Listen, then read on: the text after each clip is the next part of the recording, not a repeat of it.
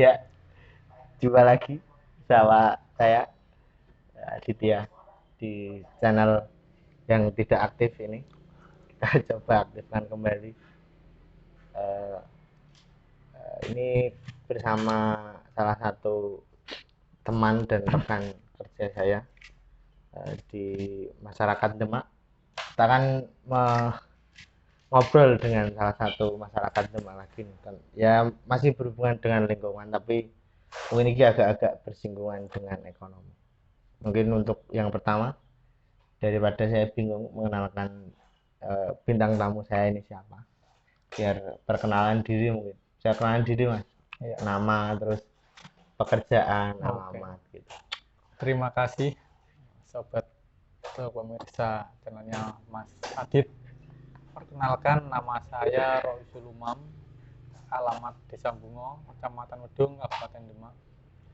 Ya, di sini saya sebagai pelaku atau penggiat lingkungan dan mengolahnya menjadi aneka produk atau yang sejenisnya yang berguna untuk mengurangi dampak dari sampah atau untuk mengurangi lingkungan sampah dari limbah dan diolah menjadi aneka produk kerajinan. Oke, cocok. Jadi tadi menyebut beberapa kata yang istilahnya Mas Umam ini adalah seorang entrepreneurship atau wirausahaan yang dimana unit usahanya itu mengolah limbah, terutama limbah kerang ya. Ya. Karena Desa Bungo ini Kerang. salah satu penghasil kerang, mungkin sentra kerang di Demak, jadi banyak kulit kerang yang berceceran. Nah, mungkin dengan kondisi itu Mas Umam ini menjadi pengrajin limbah kerang yang disulap menjadi apa yang dikatakan jadi produk-produk yang lebih bermanfaat. Mungkin sebelum kita lihat apa contoh karya-karyanya, mungkin saya ingin tanya tentang dulu cerita awalnya gimana, Mas, sampai kok bisa menjadi pengrajin kerang. Ya, cerita awalnya ya kebetulan di desa saya itu banyak kulit kerang yang tidak terpakai karena kebetulan dekat pantai dan para nelayan itu mencari ikan atau melaut itu dapat kerang terus dijual. Nah, itu kulitnya itu nggak terpakai. Jadi di sini saya berawal dari banyaknya limbah tersebut, dan sebelum itu saya belum bisa mengolahnya. Itu dari pihak desa atau kabupaten lain itu ke sini mengambil limbah tersebut, cangkang kerang tersebut untuk dibuat kerajinan. Nah, dari situ berawal dari kita dari kelompok pemuda melihat peluang karena ternyata cangkang kulit kerang itu bisa diolah menjadi suatu produk kerajinan yang bernilai tinggi. Nah, lewat situ dari yang membeli atau pengepul kerang itu kita istilahnya tanya-tanya atau sama Pak Lurah dan Dinas Perindustrian itu kita ke sana untuk mengajukan pelatihan. Jadi kita sama pemuda ke balai desa atau ke kelurahan, daripada cangkang ini istilahnya diambil atau kita melihat saja dan di desa tetangga atau kabupaten tetangga itu bisa, kenapa nggak bisa gitu. Jadi terus melalui pelatihan. Nah, kebetulan saya di situ sebagai peserta atau minta pelatihan, akhirnya kita kembangkan dari masyarakat juga prospeknya bagus. Nah, berawal dari situ. Oke, berarti dari inisiatif dan bantuan dari pihak pemerintah. Ya. Ini salah satu karya dari Mas Umam. Nama tokonya apa? Raya Craft Mandiri. Raya Craft Mandiri. Nah, ini wadah tisu yang ini kerangnya dan ini tutupnya seperti ini. Dan banyak produk-produk lagi. Karena ini dulu kan nggak terpakai, buang-buang aja. Sekarang juga bisa dimanfaatkan. Ya, Itu ini, Mas Adit. ya, ini salah satu contoh yang menarik menurut saya. Walaupun terlihat sederhana, tapi kan ini sebuah ekonomi rakyat, ekonomi lokal yang punya kesadaran lingkungan, di mana hasil-hasil sampah yang kulit kerang ini yang tidak terpakai bisa diubah menjadi barang-barang yang bisa bernilai jual. Mungkin selama ini selain setelah membuat produk ini Mas, biasanya pemasarannya terus penjualannya itu gimana sistemnya?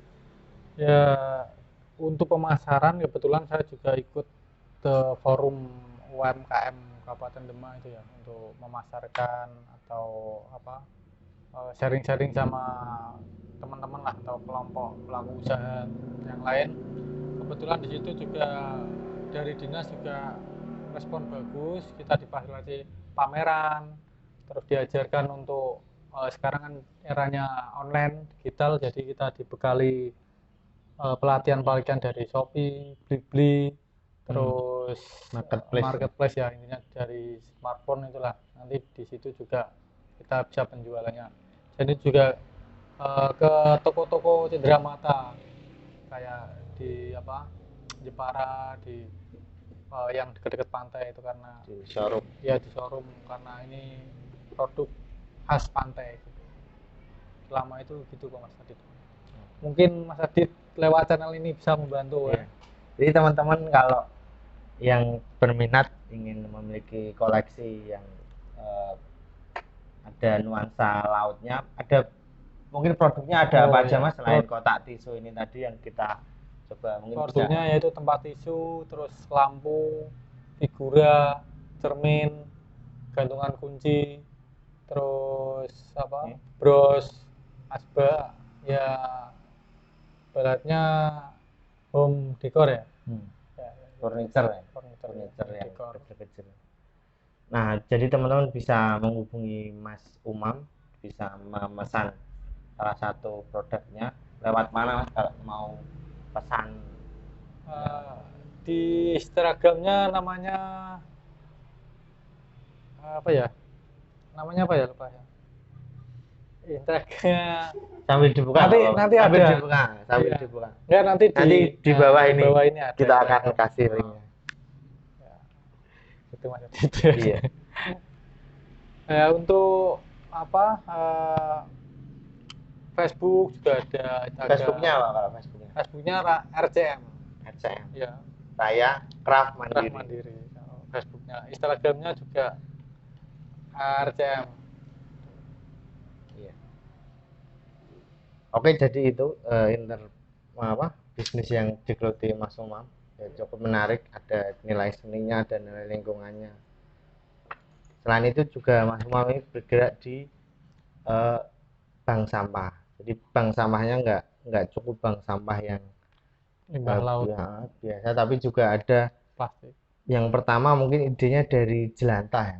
Mungkin jelantah. Bisa diceritakan itu dari bank sampah jelantah itu bagaimana awal mulanya, terus kepikiran membentuk, akhirnya kan jadi bank sampah yang semua sampah bisa ditampung. Ya, berawal dari jelantah itu karena ada saudara yang mengekspor atau mengelola limbah jelantah, kita manfaatkan. Nah, dari situ saya sama teman-teman itu kebetulan PKH itu ya, dari ibu-ibu yang penerima manfaat bantuan, antusiasnya bagus. Lalu kita kembangkan lagi, selain jelantah juga plastik ya, pokoknya yang rumah tangga itu, sampah-sampah rumah tangga kita kumpulkan. Nah, kebetulan di sini saya ketemu Mas Adit dengan rumah ilhamnya itu menerima semua jenis sampah plastik, botol. Kalau yang umum itu kan dari Rosok kan botol aqua terus semacam sejenisnya. Nah, di rumah Ilham itu lebih utama keunggulannya plastik semua itu laku. Ya, di situ kita bentuk bank sampah dari kecamatan, kebetulan bank sampah kecamatan yang meliputi nasabahnya dari ibu-ibu PKH penerima manfaat bantuan dari pemerintah. Jadi tidak hanya sekedar kumpul membahas bantuannya cair, terus menerima bantuan untuk yang pemerintahan itu. Jadi di situ juga kumpul menjaga lingkungan, mengelola sampah, kita kumpulkan sebulan sekali dan ditabung. Jadi ada poin plusnya lah dari dipandang untuk tetangga yang nggak dapat, jadi ada positifnya. Nggak hanya menerima bantuan saja, jadi ikut peran membantu pemerintah. Gitu. Jadi bank sampahnya tadi juga banyak pihak yang terlibat ya. Ada unsur penerima bantuan program keluarga harapan dari Kemensos itu, terus ada pegawai penyuluh PKH-nya juga. Jadi membentuk institusi yang dinamakan Bank Sampah Kecamatan Wedung ya. Jadi tadi selain bisa mengedukasi tentang pemilahan sampah, juga bisa meredakan nilai positif dari masyarakat menerima bantuan saja, nggak ada kegiatannya. Mungkin itu nilai plus sendiri dari Kabupaten Demak untuk bahwa Kecamatan Wedung sudah berjalan bank sampah untuk yang PKH gitu. Dan selama ini Bank Sampah Kecamatan Wedung juga sudah banyak mendapatkan semacam penghargaan. Iya, dari Dinas LH kemarin, terus dari Dinsos itu juga dapat penghargaan. Kalau di Dinsos itu emang ada terobosan terbaru, dan dari LH itu ya mengumpulkan sedemak atau kecamatan nasabahnya paling banyak. Nah itu dua kiprah yang dilakukan Mas Umam tadi. Yang pertama sebagai pengrajin dari limbah kulit kerang, yang kedua sebagai penggerak di Bank Sampah Kecamatan Wedung. Nah, dari dua kegiatan itu kan sebenarnya udah mencukup menghabiskan waktu ya. Selain itu masih ada lagi nggak peran-peran atau kiprah-kiprah lain yang digeluti? Peran-perannya lain ya itu di UMKM, terus di mana LH, akhirnya ya di situ sebagai mentor untuk mengajar, untuk trainer untuk bikin kerajinan. Jadi kalau ada yang membutuhkan pelatihan juga bisa. Sama ini sudah sampai mana aja jadi trainernya? Trainer itu di mana itu yang Brebes. Sampai kan Brebes tingkat provinsi. Iya, kebetulan diminta dari Dinas Perindustrian Semarang. Semarang. Ya, karena provinsi. Ya, provinsi, karena dananya itu dari dana provinsi. Akhirnya diambil. Awalnya sih dari Demak sendiri. Kebetulan di desa mana itu? Istanbul, Tambak Bulusan, dimintain mengajar di situ. Terus di Kecamatan Bonang, di situ akhirnya juga dari Kabupaten Demak, terus dikenalkan dari Provinsi Jawa Tengah, paling jauh ke Brebes. Kalau di Demak sudah ya lumayan lah, banyak di karangan tetangga desa sendiri. Jadi ternyata udah cukup banyak pengalamannya. Untuk selama ini mungkin berapa kendala soal kulit kerangnya atau bank sampahnya itu apa yang masih menjadi PR atau apa? Kalau kendalanya itu emang untuk jangkauan ini ya, ya jalannya permodalan juga lah, karena sebetulnya untuk kerajinan itu kan kita titip Bang. Jadi titip, kita nitip-nitip ke showroom-showroom kan istilahnya kita membutuhkan modal yang banyak. Dan kalau untuk yang bank sampah itu kendalanya yaitu apa? Tempat. tempatnya belum proper. Ya, tempatnya itu belum memenuhi apa ibaratnya kurang apa seperti kayak atap itu kurang kurang apa kurang istilahnya kurang layak untuk dibuat gitu. Panas itu untuk Hmm. kalau apa transportasi ya mungkin kan dari Ella kemarin juga rencana sih mau dari apa bukan Ella dari Dewan juga mau mencanangkan Aspirasi. aspirasinya. Ya, itu ada yang dipertanyakan Bang. Ya, banyak. Wes. Ini mungkin lebih ke sisi personalnya. Tadi yang kira-kira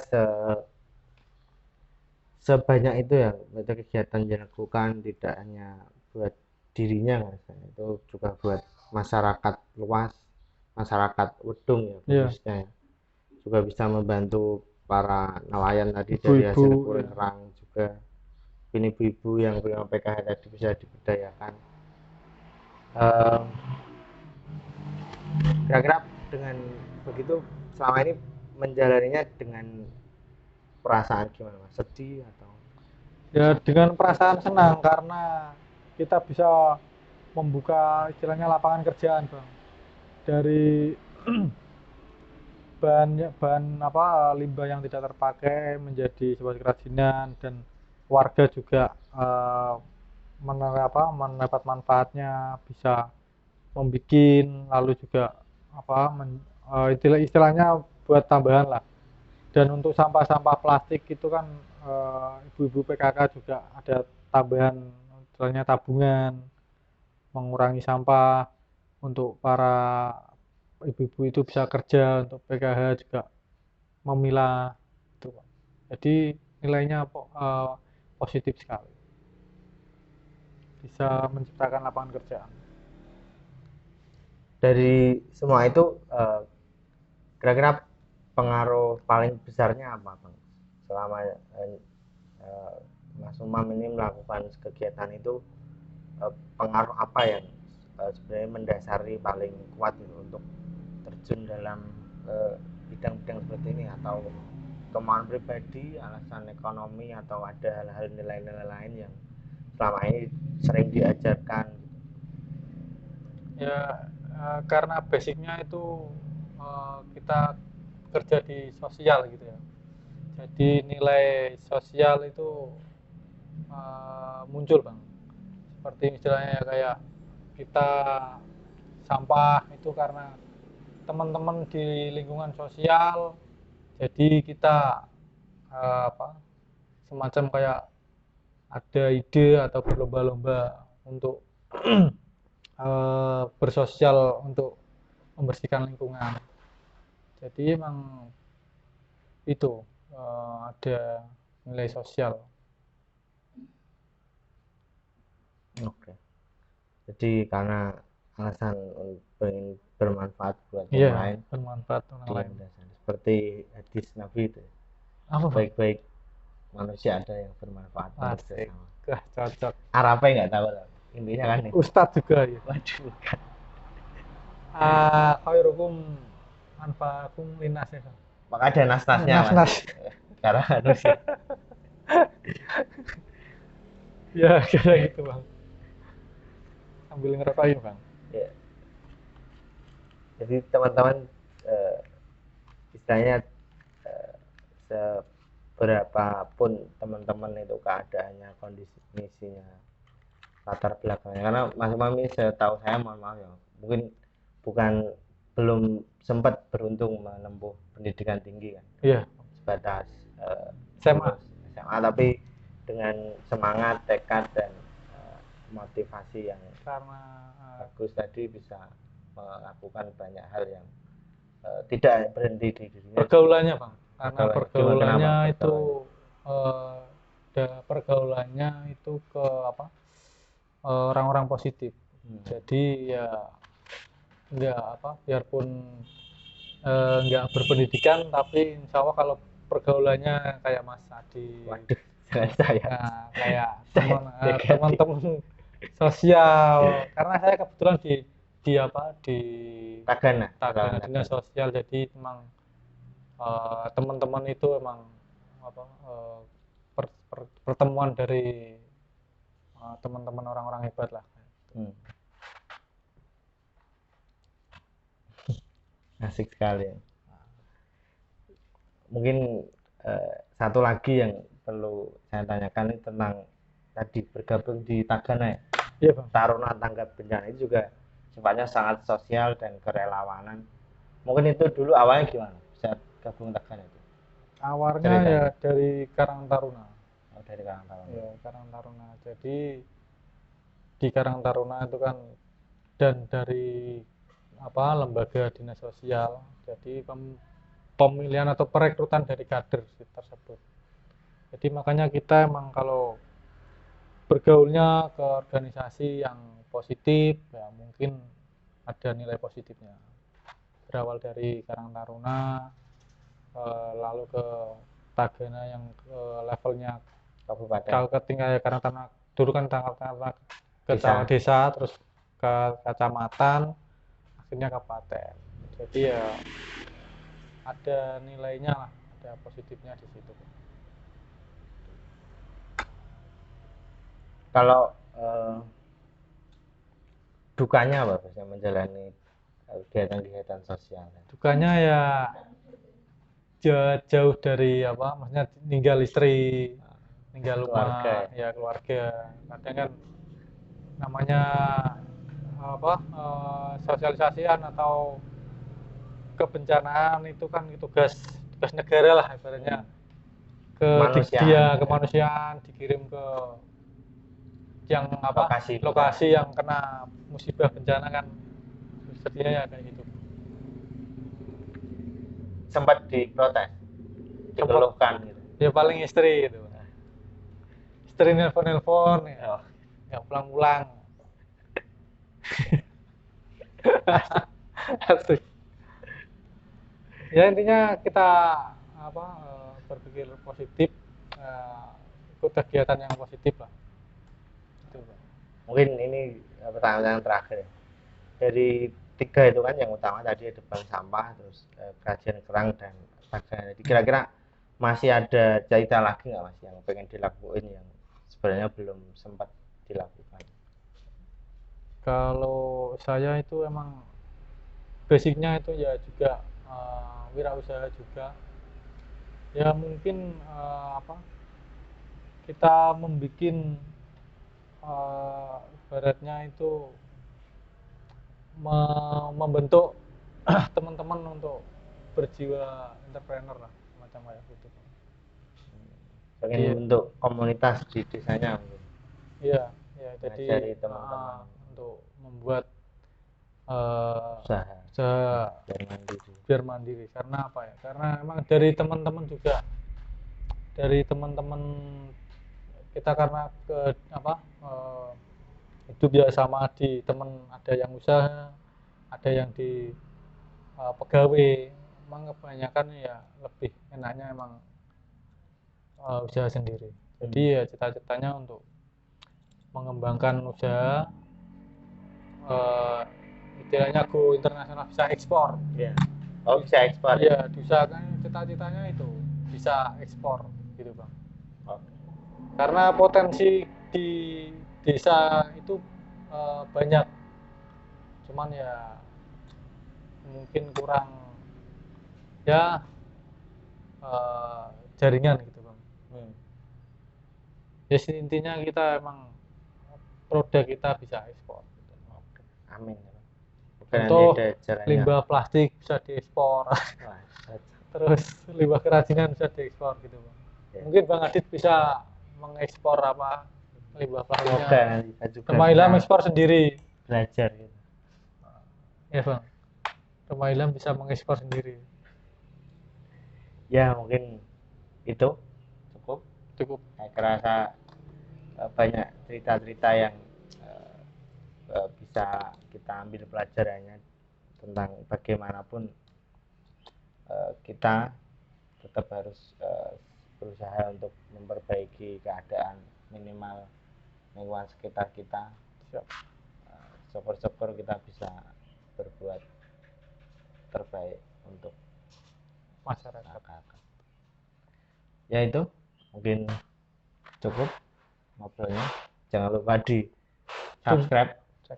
Tunggu episode berikutnya. Ya Bang. Iya.